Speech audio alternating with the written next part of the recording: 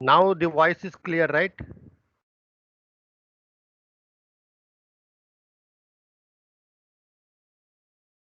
Hello?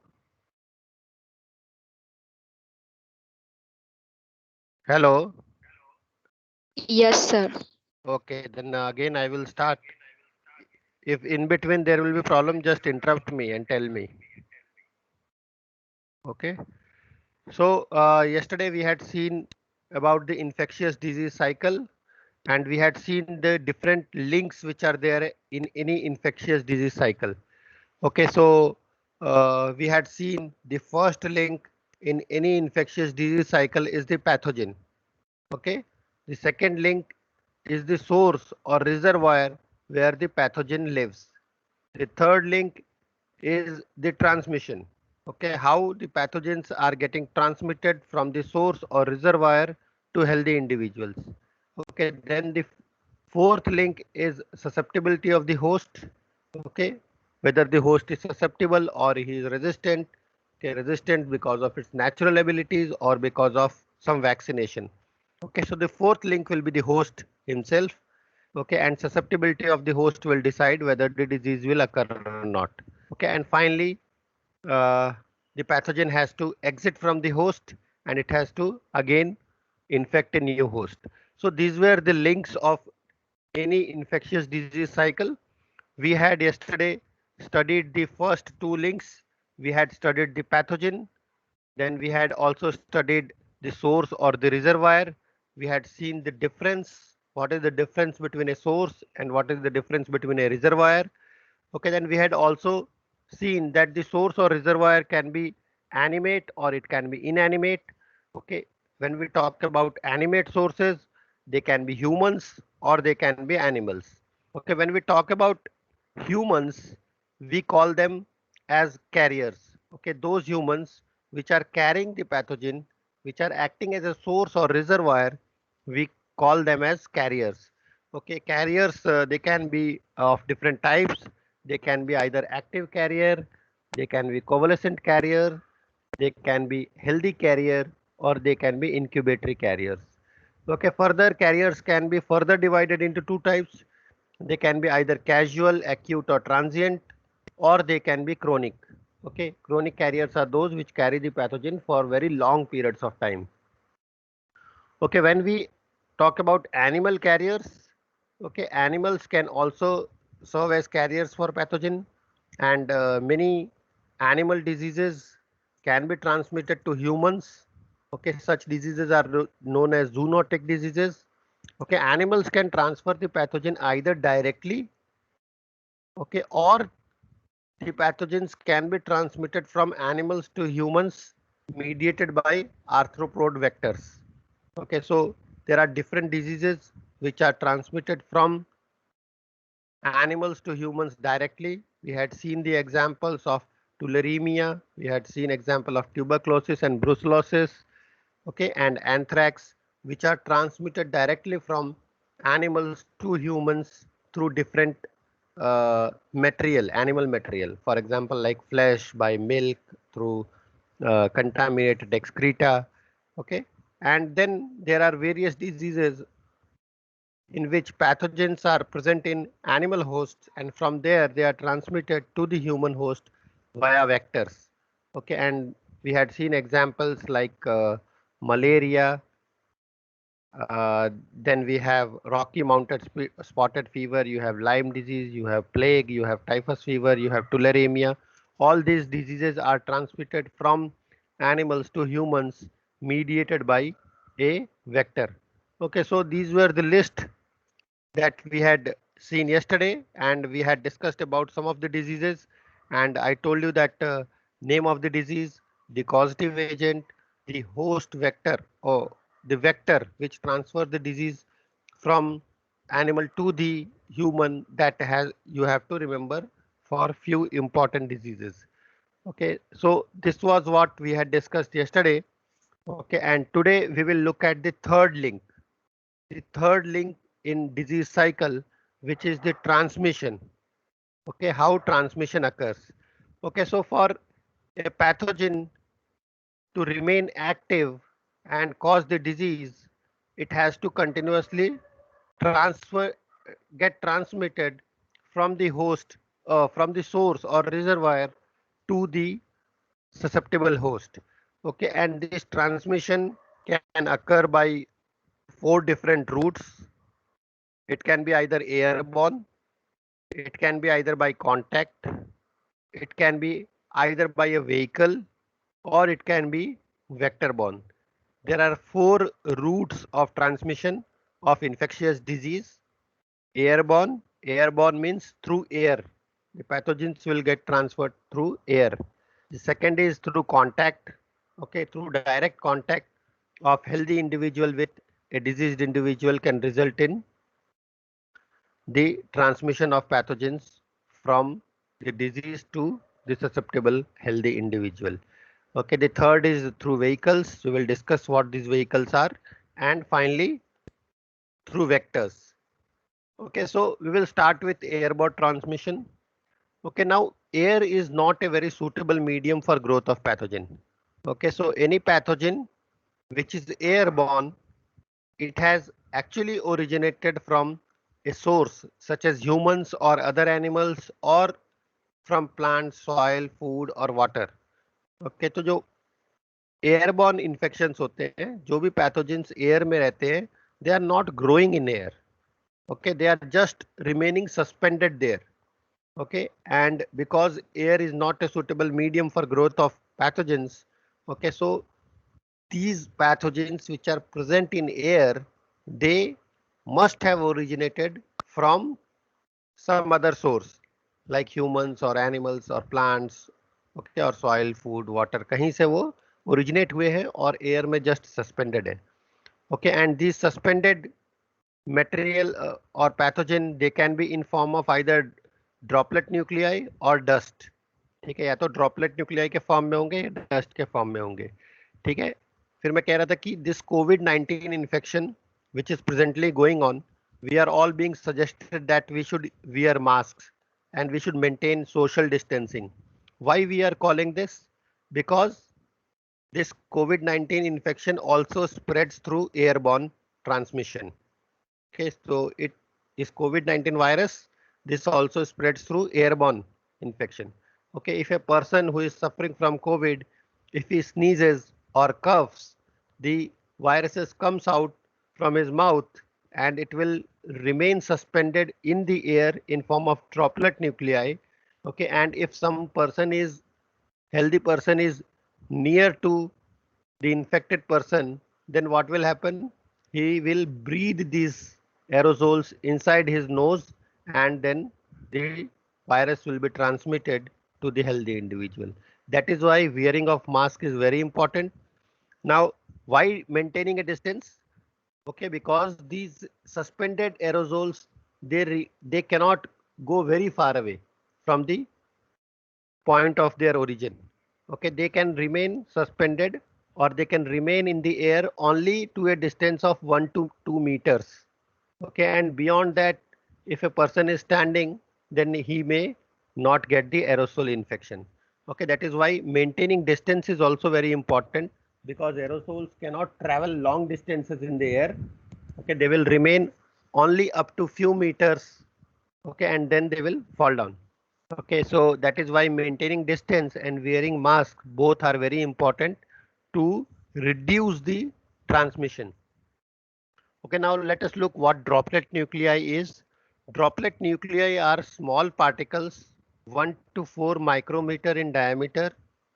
Okay, that results from evaporation of larger particles, which may be 10 microns in diameter, called droplets.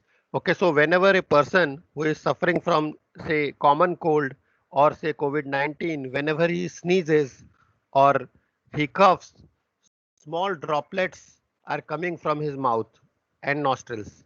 These droplets are of 10 micrometer diameter.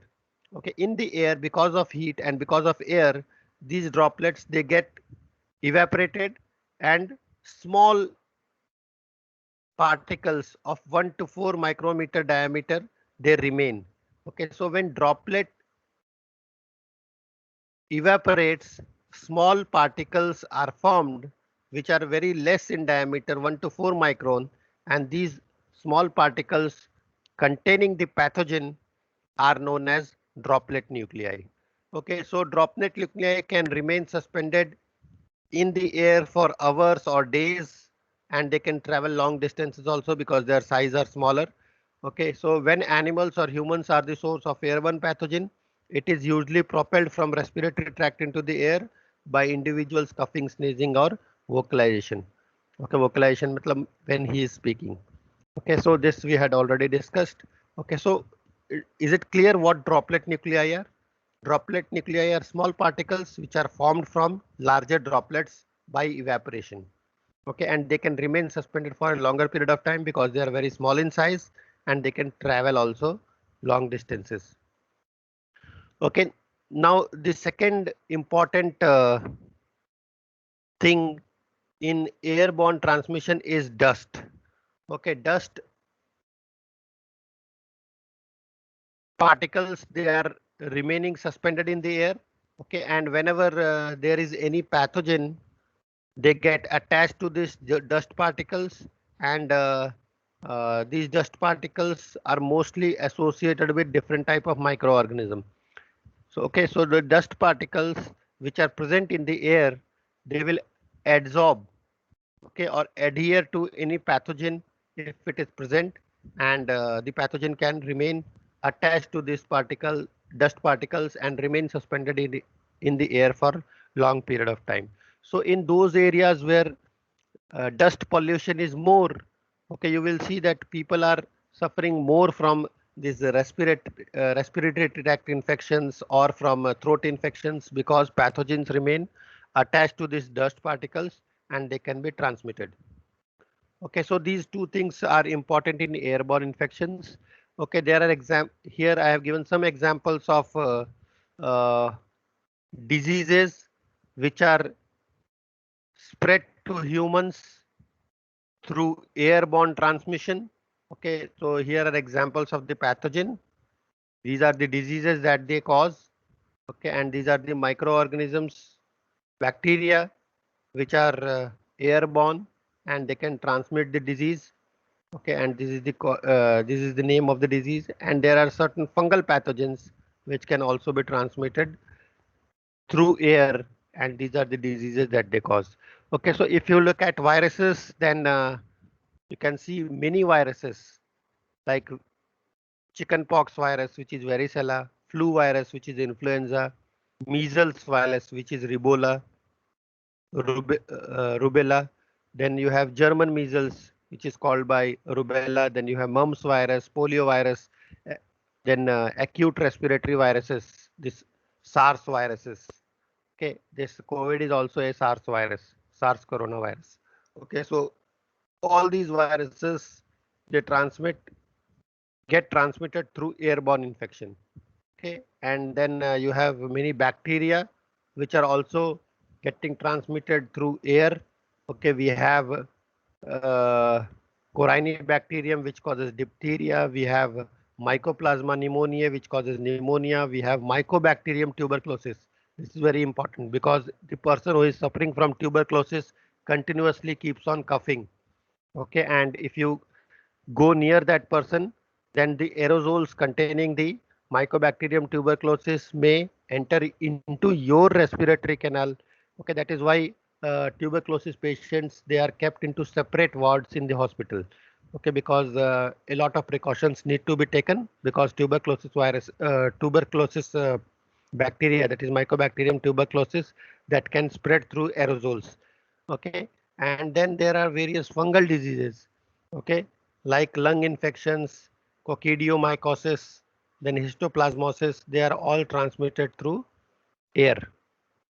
Okay, now uh, let us look. This was about airborne transmission. The next mode of transmission is through contact. Okay, contact transmission implies coming together or touching the source or reservoir of pathogen and the host. Okay, so contact transmission means whenever a person who is susceptible comes into contact with a source or reservoir, okay, which is having the pathogen directly, then the pathogen may get transmitted. Okay, direct contact implies actual physical interaction with infectious source. Okay, this route is frequently called person-to-person contact. Okay, person-to-person transmission occurs primarily by touching, kissing, sexual contact. Okay, for example, all the sexually transmitted diseases are transferred through uh, sexual mode. Okay, by contact with oral secretions or body lesions like herpes and boils, by nursing mothers, staphylococcal infections are transmitted from nursing mothers to the child, and through placenta. Okay, like AIDS and syphilis, they are transmitted through placenta. Okay, so when we talk about contact, the contact can be either direct, and there are many diseases which are transmitted directly by contact from a diseased individual to a healthy individual. Okay, some infectious pathogen can also be transmitted by direct contact with animals or animal products. Okay, so human to human contact is one thing, but human to animal contact is also responsible for transmission of many animal diseases to humans. Okay, then contact can be indirect also. Okay, for example, indirect contact refers to transmission of pathogen from source to the host through an intermediary. Okay, so most often an inanimate object. For example, if something intermediate is involved, okay, most of the time it is intermediate object, then also the pathogens can get transmitted. For example, thermometers. Okay, thermometers, when you go to a clinic, the doctor will use the same thermometer for measuring temperature of different individuals. And usually the thermometers are kept just beneath your tongue. Okay, so if they are not sterilized in between, then the pathogens can get transmitted from one individual to the other. Even at homes, when we are using thermometers, we are taking temperature of one individual. Then if we are not properly cleaning the thermometers and the same thermometer is used to take temperature of some other person, then the pathogens can get transferred from a diseased individual to a healthy individual. Okay, eating utensils, drinking cups, bedding, okay, all these things can transmit. Even the clothes, okay, they should be clean, and we should not use some other person's clothes for wearing, especially the inner garments. Okay, so those things, towels, they should not be used. Okay, you should have your individual inner garments, in your individual uh, towels, handkerchiefs. Okay, they should not be shared. Okay, because it can lead to transmission of diseases. So here also contact is there, but the contact is not direct, but it is indirect, and an inanimate object is transmitting the disease from diseased individual to healthy individual. Okay, now bacteria like Pseudomonas, they are easily getting transmitted through inanimate objects. This mode of transmission is often also considered a form of vehicle transmission. ठीक है, तो ये जो transmission है जहाँ पे एक inanimate object जो है वो mediate कर रहा है transmission of pathogens, they are known as vehicle transmission. Now let us look at vehicular transmission. ठीक है कि vehicle transmission क्या होता है. inanimate Inanimate materials or objects involved in pathogen transmission are called as vehicles. ठीक है, जब pathogens के transmission के लिए inanimate materials और objects involved हो, ठीक है, then we say that it's a vehicular transmission. Okay, in common vehicle transmission, a single inanimate vehicle or source serves to spread the pathogen to multiple hosts, but does not support its reproduction. Okay, for example, क्या होते हैं inanimate objects जो transmit कर सकते हैं. For example, toilet का door handle. आप यदि पब्लिक टॉयलेट्स यूज करते हैं तो उसका जो डोर हैंडल होता है, it can be a good vehicle for transmitting pathogens to number of different host. जितने लोग, क्योंकि डोर हैंडल क्या है, हर आदमी यूज कर रहा है, और यदि if it is not clean, if it is having pathogen on it, then every time a person touches the door handle, okay, he will get the pathogens on his hands and which may get transmitted. Okay, so inanimate जो objects होते हैं वो जो होते हैं उनको हम लोग vehicles कहते हैं, ठीक है, और वो बहुत सारे पैथोजेंस को ट्रांसमिट कर सकते हैं. और दूसरे एग्जांपल्स देखें तो surgical instruments, weddings, eating utensils, ठीक है, इन ये जो होते हैं ये सभी जो है डिजीज को ट्रांसमिट कर सकते हैं. In epidemiology these common vehicles are known as fomites, ठीक है, इनको हम लोग फोमाइट्स भी कहते हैं.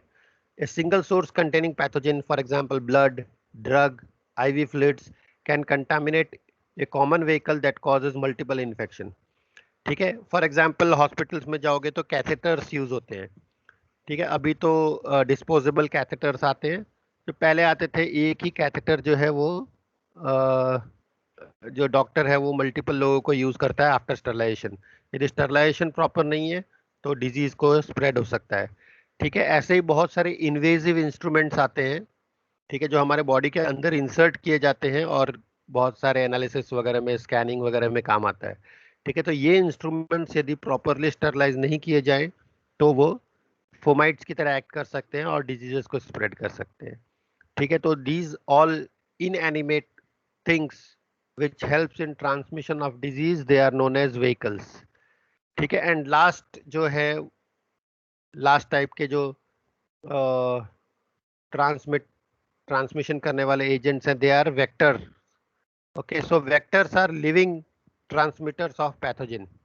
ओके, सो वेक्टर्स क्या हैं? They are living transmitters of pathogen. ठीक है, they may be arthropod vectors, they may be other vertebrates like cat, dogs, bats. ठीक है, they can also transmit disease from healthy individual to from diseased individual to healthy individual. ठीक है, vector borne transmission can be either internal or can be external. Internal का मतलब जो vector है वो अपने अंदर पैथोजन को कैरी करेगा. एक्सटर्नल का means the vector will carry the pathogen only externally. ठीक है, अपने बॉडी के ऊपर वो ट्रांसमिट करेगा. फॉर एग्जांपल जो हाउस फ्लाई होती है, ठीक है, हाउस फ्लाई क्या होती है? मक्खी. ठीक है, हाउस फ्लाई जो है वो क्या करती है, कहीं पे कोई डर्टी थिंग्स है, कोई वेस्ट पड़ा हुआ है, कोई ह्यूमन एक्सक्रीटा पड़ा है, तो वहां भी जाके वो बैठती है. ठीक है, और वहां से वो पैथोजेंस अपने बॉडी के ऊपर एक्सटर्नली कैरी करती है. ठीक है, सिमिलरली कॉकरोचेस, घर में बहुत ज्यादा कॉकरोच हो तो कॉकरोच क्या होते हैं? सीवर लाइंस में रहते हैं. ठीक है, और फिर वो वहां पे जो भी पैथोजेंस होता है उसको उसको अपने बॉडी पे, उनके बॉडी पे हेयर्स होते हैं, तो उसके ऊपर वो एक्सटर्नली कैरी करते हैं और उसके बाद वो जाके यदि खाने के ऊपर चलते हैं तो वो पैथोजेंस वहां पे डिपॉजिट हो जाएंगे. ठीक है, सिमिलरली जो मक्खियाँ होती है वो एक गंदे प्लेस से पैथोजेंस को लेके अपने बॉडी पे एक्सटर्नली, और यदि जब वो खाने पे बैठेगी तो वो वहां पे उसको ट्रांसफर कर देगी. ओके, तो इस तरह का जो ट्रांसमिशन है वो मैकेनिकल ट्रांसमिशन है. जो पैथोजन है वो वेक्टर के अंदर नहीं जा रहा है. ठीक है, वेक्टर के एक्सटर्नल जो बॉडी सर्फेसेस है, बॉडी हेयर्स हैं, उसके ऊपर अटैच होता है और जस्ट एक जगह से दूसरी जगह ट्रांसपोर्ट हो जाता है. ठीक है, कई बार क्या होते हैं, पैथोजेंस जो हैं इंटरनली ट्रांसमिट होते हैं. ठीक है, इंटरनली तो पैथोजन जो है वो वेक्टर के अंदर चले जाता है और उसके बाद वो ट्रांसमिट होता है.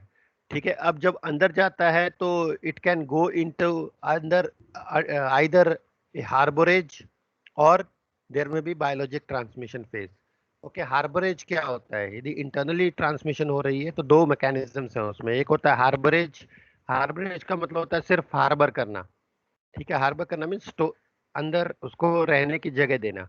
ठीक है, तो in harbourage transmission the pathogen does not undergo morphological और physiological change within the vector.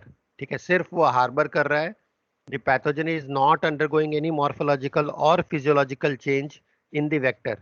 ठीक है, an example would be transmission of Yersinia pestis. Yersinia pestis जो है प्लेग करता है. तो यर्सीनिया पेस्टिस जो है वो एक बैक्टीरिया है and it gets harboured into rat flea. और रैट फ्ली जब ह्यूमंस को काटता है तो वो सिर्फ रैट फ्ली में से ह्यूमन में ट्रांसफर हो जाता है. रैट फ्ली के अंदर यर्सीनिया में कोई भी मॉर्फोलॉजिकल या फिजियोलॉजिकल चेंज नहीं होता, ठीक है, सिर्फ वो उसके अंदर रहता है और रैट फ्ली से ह्यूमन में ट्रांसफर हो जाता है। ठीक है, दूसरे टाइप का जो ट्रांसमिशन है, इंटरनल ट्रांसमिशन, वो होता है बायोलॉजिक। ठीक है, बायोलॉजिक ट्रांसमिशन क्या है? Biologic transmission implies that the pathogen does go through a morphological or physiological change within the vector। ठीक है, तो वेक्टर के अंदर जब वो ट्रांसमिट हो रहा है तब उसके अंदर कुछ मॉर्फोलॉजिकल और फिजियोलॉजिकल चेंज होती है। ठीक है, एग्जाम्पल क्या है? For example the transmission of Plasmodium by anopheles. ठीक है, एनोफिलीज मॉस्किटो जो होती है, फीमेल एनोफिलीज मॉस्किटो, उसके अंदर प्लाज्मोडियम जब एंटर करता है तो प्लाज्मोडियम उसके अंदर अपने लाइफ साइकिल का एक पर्टिकुलर फेज स्पेंड करता है। ठीक है, तो उसमें मॉर्फोलॉजिकल और फिजियोलॉजिकल चेंजेस होती हैं और उसके बाद वो नेक्स्ट स्टेज में आता है और वो नेक्स्ट स्टेज जो है वो मॉस्किटो ह्यूमंस में इंजेक्ट कर देता है, तो जो उसके प्लाज्मोडियम का जो लाइफ साइकिल का जो दूसरा स्टेज होता है वो ह्यूमन सेल्स में वो स्पेंड करता है।